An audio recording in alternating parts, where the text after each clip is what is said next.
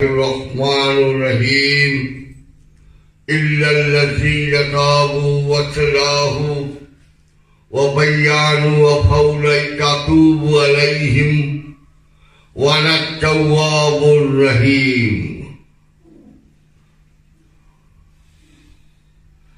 লামুকামে আমি থাকে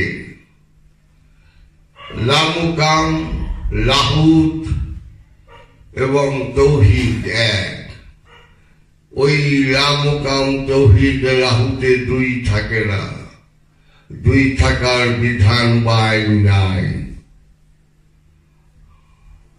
তাই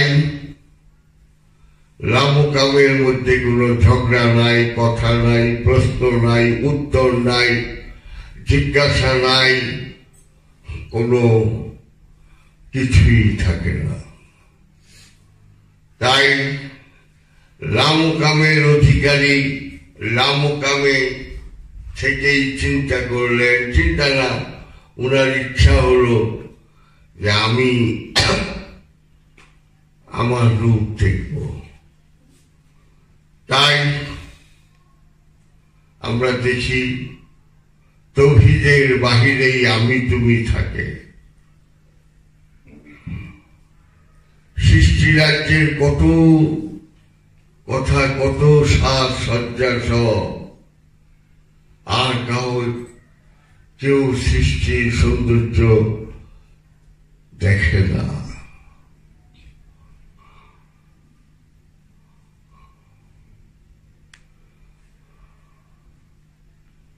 যখন আমি তুমি আমরা সবাই থাকি সেইখান থেকেই বলা হচ্ছে যে তুমি আমির রাজ্যে এসে পড়ো আমির রাজ্যেই তৌহিদের রাজ্যে এসে পড়ো যাবো কেমনে বহু রাস্তা আছে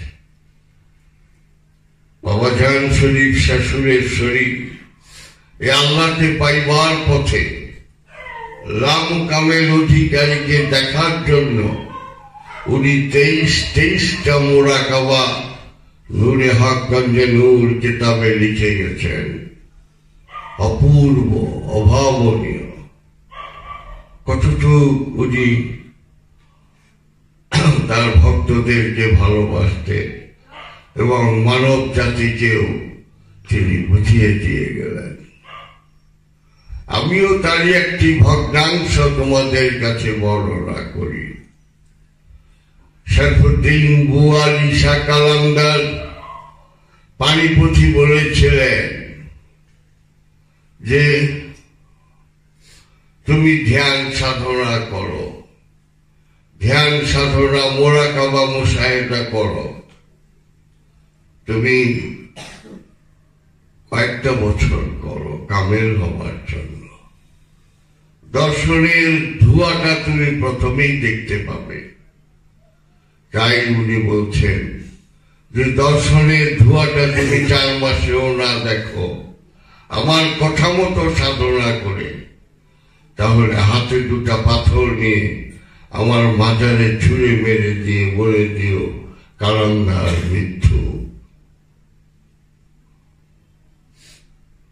সুতরাং জাবরুত মুকামে সিদরাতুল মুনতাহার সৃষ্টির শেষ সীমায় দাঁড়িয়ে হযরত হাফেজ সিরাজি বলতেছেন বফরিয়াদম রসাই পীরে কারাবা বৈক জুরআ জবানম কুনতে পীরম বগি সুয়ে তো খুরদম দস্ত সোগন আজ পায়ে তু মনশির বন্দগীরম রহস্য জগতে কিছু জানতে হলে গুরুর সেবা করতে হয় মনশির বন্দগীরম আমার মস্তক তোমার চরণে যে আমি রাখলাম আর আমি উঠাবো না লামুকামে যাবার আগ পর্যন্ত তাই ইমামুল আউলিয়া বায়াজিদ বুস্তামি যখন আল্লাহ রাব্বুল আলামিনকে বললেন আল্লাহ আমি তোমার প্রতি সন্তুষ্ট। আল্লাহ বললেন, বায়াজিদ, যদি তুমি সত্যি সন্তুষ্ট হতে তাহলে তোমার মুখে আমি অন্যরকম কথা শুনতাম। এখন যা বলতেছ সেটা শুনি নাই, তার চেয়ে অনেক নূতন কথা শুনতাম। ইমামুল আউলিয়া বায়াজিদ বোস্তামি এই কথা শোনার পরে আনুমানিক 1.5 বছর উনি সাধনা করলেন, কঠোর সাধনা করলেন। ওই সাধনা অবস্থায় উনি বলে ফেললেন, কি বললেন? আনা সুবহানি, আমি সুবহানি, মা আযামুশ-শানি, সব শান আমারই। এটাই আল্লাহ শুনতে চেয়েছিলেন। আল্লাহ বলতেছিলেন, রামকামে আমি তুমি নাই, তুমি যে আমাকে ডাকলা আল্লাহ, আমি তোমার প্রতি সন্তুষ্ট। এর মধ্যে আল্লাহ আছে, তুমিও আছো। রামকামে আমি তুমি নাই। যেই রামকামে প্রবেশ করলেন বায়াজিদ বোস্তামি, তখন উনি বলে ফেললেন, আমি সুবহানি, সব শান আমারই। সুতরাং ঝগড়া ঝাঁটি, কথাবার্তি, প্রশ্ন উত্তর, ঝুট ঝামেলা সব কিছু রামকামের আগে, সেটা তোর মুনতাহা পর্যন্ত। তাওহীদে গেলে নির্বিকার হয়ে যা। তাই হুজ্জাতুল ইসলাম ইমাম গাজ্জালী, যিনি তার পীর মুর্শিদ হযরত আবু আলী ফরবাদি যখন তাকে ধ্যান সাধনা, মুরাকাবা, মুশাহিদা করার জন্য বললেন, তখন উনি 6টি বছর সাধনা করেছেন, যা আমরা পড়ি। 6 বছর একাগ্র মনে সাধনা করছে। সাধনার পরে উনি সাধনার আগে লিখেছিলেন ইহয়া উলুমুদ্দিন, কিমিয়ায়ে শাহাদাত, মিনহাজুল আবেদিন, যেগুলো রহস্যপূর্ণ মারিফতের ইঙ্গিত বহন করে, সেগুলোই লিখেছিলেন। যখন সাধনা কামিয়াব হয়ে আসলেন আর লিখলেন না। ভক্তরা বললেন, বাবা এত সুন্দর সুন্দর কথা লিখলেন, এখন আর লেখেন না কেন? বাবা লিখবেন না? ইমাম গাজ্জালী বললেন, কার কথা লিখব? কেউ তো নাই, সব তো আমি।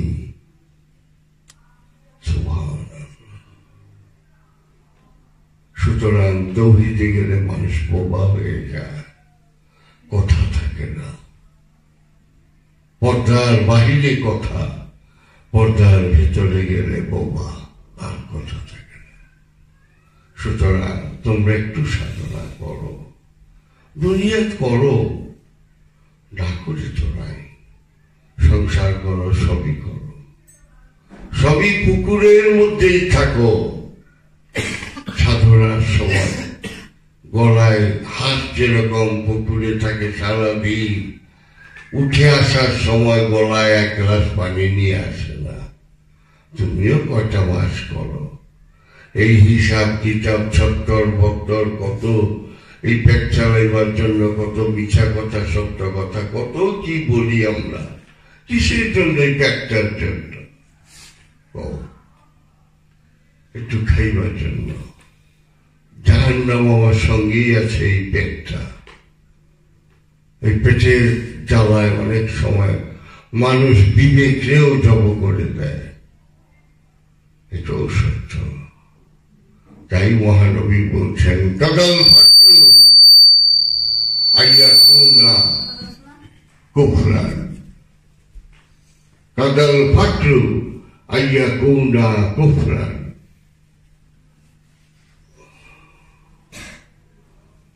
দারিদ্রতা মানুষকে কুফরির দিকে এগিয়ে নিয়ে যায়। আবার পরক্ষণে উনি বলতেছেন, বিদ্যুতের ছিদ্র দিয়া ঢুকে যেতে যতটুকু অসম্ভব, তার চেয়ে অনেক বেশি অসম্ভব একজন ধনবান ব্যক্তির বেহেশতে প্রবেশ করা। বিরাট বিত্ত বৈভবেও উনি অবহেলা করলেন, আবার দারিদ্রটাও করলেন। তাই বললেন কাদাল ফাকরু আইয়া কৌনা কুফরান, দারিদ্রতা মানুষকে কুফুরির দিকে এগিয়ে নিয়ে যায়। দুদিকেই উনি ভারসাম্য রেখেছেন মহানবী।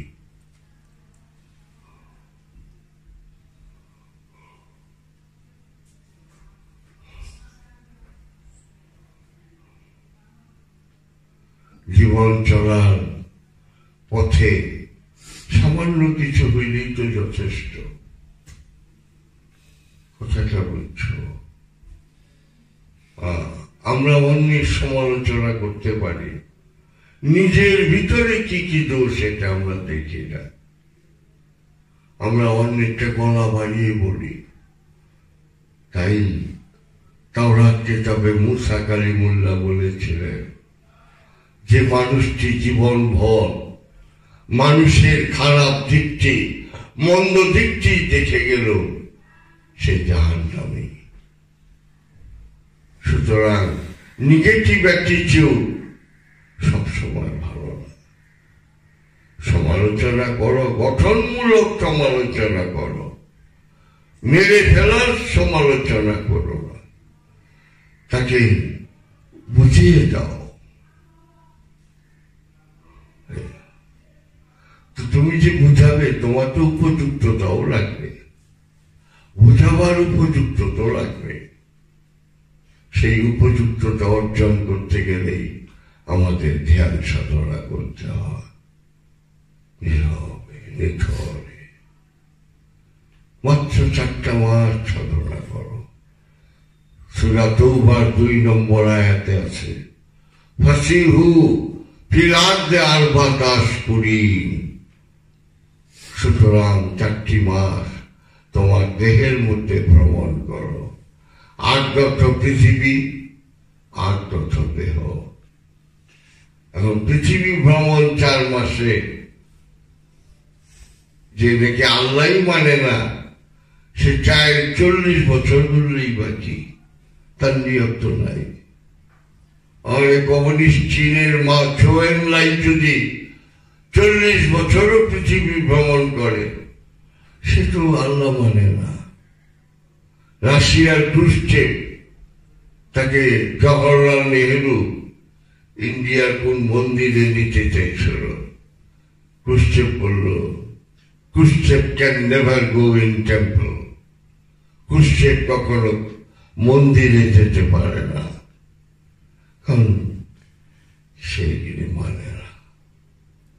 তাদের হারিজম, পাটিলিজম, থালাইজম, শান্তিজম, দুইটা খাও, আগম হতো, কত সন্তান তৈরি করো, কাজ করো, শেষ। বুঝছো? কমিউনিজমের মূল দর্শন কি? সবাই ঠিক করে খাও, এই সেই, মজুরি এই সেই, তারপরে শেষ, সমাধান দিয়ে দিল।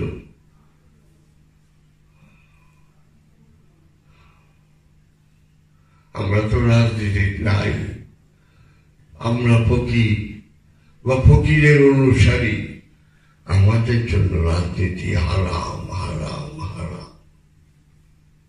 আমরা কি করে করি? আমরা সাধনাই করব না রাজনীতি? যারা করে করুক, আমাদের তো এই জন্য তৈরি করে নাই। একটু সাধনা করো, 4টা মাস ভাইয়া ভাইয়া করো, 40 দিন করে করো। এত সুন্দর একটা ধ্যান সাধনার স্কুল খুলছি, যেটার নাম দিয়েছি সুফি মেডিটেশন সেন্টার, নৌকা ঘাটা, সবই দেখা আছে। তো তোমরা যদি একটু না করো, কি করো? এটা তো ব্যক্তি কেন্দ্রিক, নিজের মধ্যে সীমাবদ্ধ।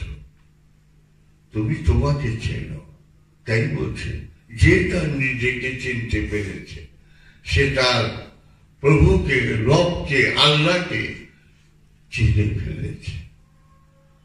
তুমি গ্লাসের পানি, তুমি সাধনা করো, তুমি দেখবে কলসির পানিও পানি, পুকুরের পানিও পানি, খালের পানিও পানি, নদী সাগরের পানিও পানি, তোমার পানি বিশ্ব পানি। আলহামদুলিল্লাহ রব্বুল আলামিন, একমাত্র প্রশংসা আল্লাহ রব্বুল আলামিনের। তখনই তুমি মর্মে মর্মে বুঝতে পারবে, না হয় অন্ধের মতো বলতে হবে। তাই বলি, কথার মধ্যে খোদা নাই, খোদার মধ্যে কথা নাই। আশা করি সাধনা করো, যেভাবে করো। এই যে 4 জন সাধকের ছবি, কেন আমি কি বড় বড় নেতাদের ছবি রাখতে পারতাম না?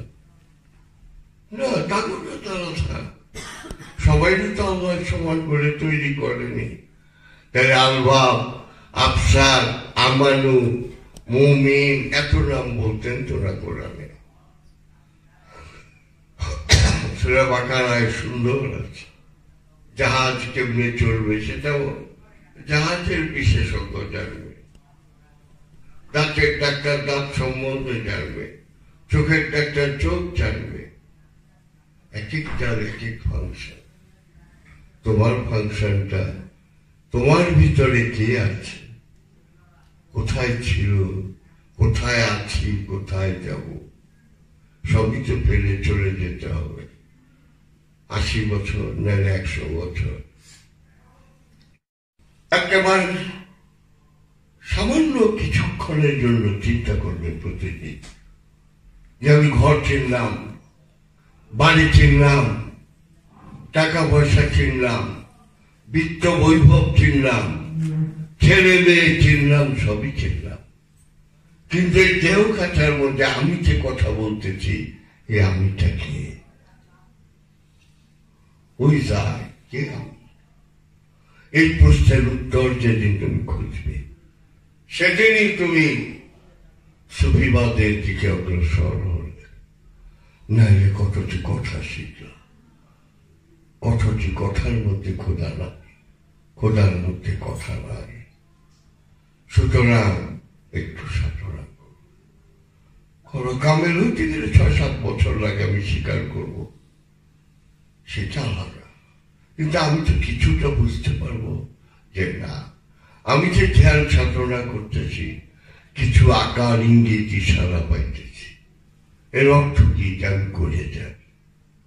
তাই সত্যের দেশে যেতে হলে, সত্যর সাগরে ডুব দিতে হলে তোমাকে এই নির্জন সাধনা করতেই হবে। সেটা তুমি যেখানেই করো, পাহাড়ে করো, পর্বতে করো, জঙ্গলে করো, যেখানেই করো। আমরা যে স্কুলটা করেছি, সবচেয়ে বড় হলো সে নীরব জায়গা। সবচেয়ে বড় সত্যই নীরব। সেই নীরব জায়গায় তোমরা একাগ্র মনের সাধনা করতেছ। ভেঙে ভেঙে করো, 40 দিন করে করো, দোষ কি? ওইটা দেখো না সত্য আছে কিনা। আশা করি আজ না পারো, 1 বছর পরে, 2 বছর পরে নিয়ত রাখো যে না, আমি 40 দিন করবো, 40 দিন করে হলেও করবো। কারণ আমি ঘর চিনলাম, বাড়ি চিনলাম, টাকা পয়সা চিনলাম, পুত্র পরিজন সবই চিনলাম, আমাকে তো আমি চিনলাম না।